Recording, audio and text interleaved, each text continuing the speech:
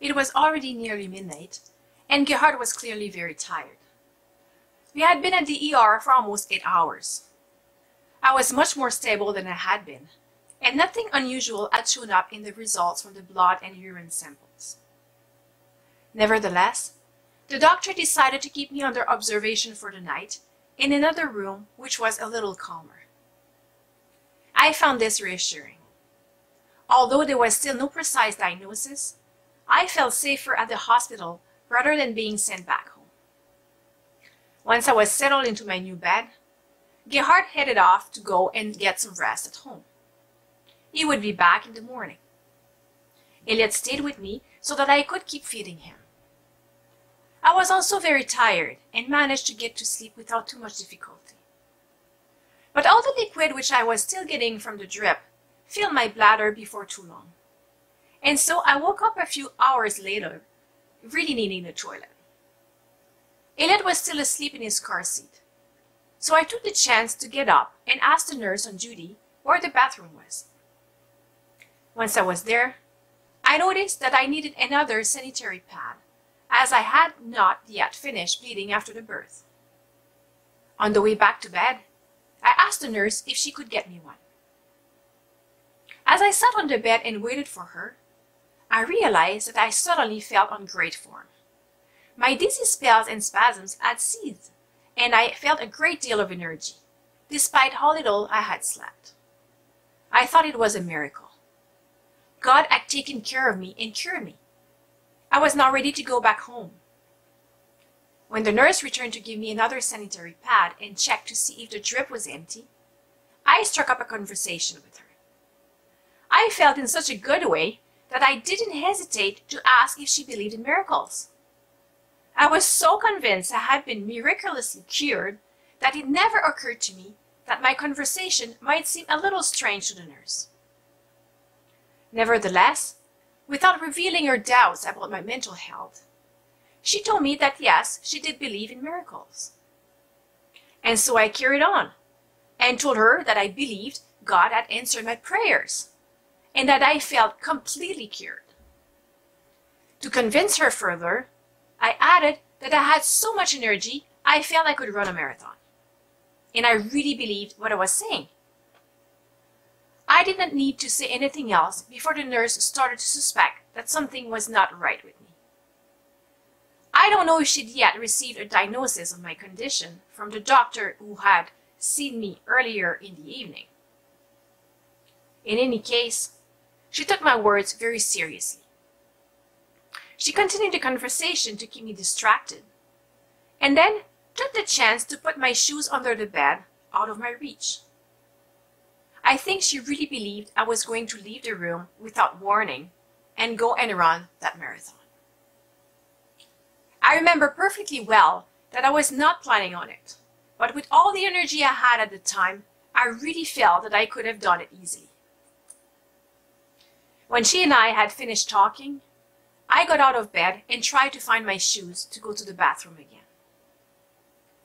I looked for them everywhere around the bed, but with no luck.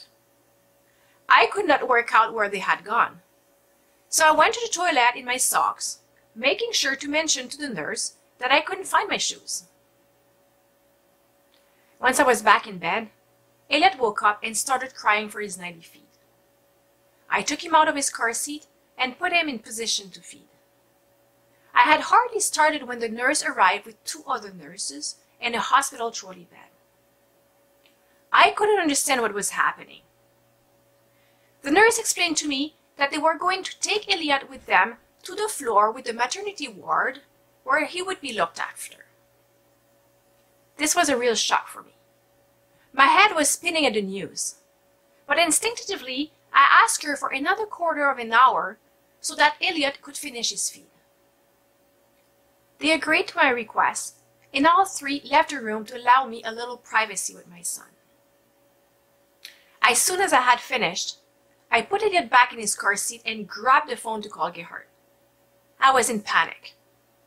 I could not understand what was happening, and I was desperate to stop them taking Elliot away. Did they think I had gone mad?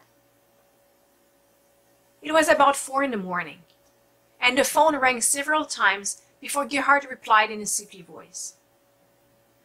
Making sure not to talk too loudly so the nurse wouldn't hear me, I explained the situation to him a little hysterically and begged him to join me at the hospital as soon as he could. He replied that he would do his best to be there shortly. Once I had hung up, the nurse arrived again. I explained to her straight away that I had spoken to my husband and that he was on his way. I asked if this meant I could keep Elliot. Saying that I was probably telling the truth, she decided to leave Elliot with me and return to her duties.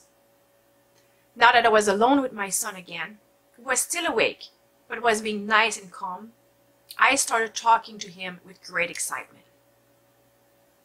I remember saying to him, "God has performed a miracle, and the two of us are going to prove that I'm cured. They are wrong to take you away to be looked after. I am perfectly capable of looking after you myself. We'll show them. You'll see." I don't know if the nurse heard me talking out loud to my son.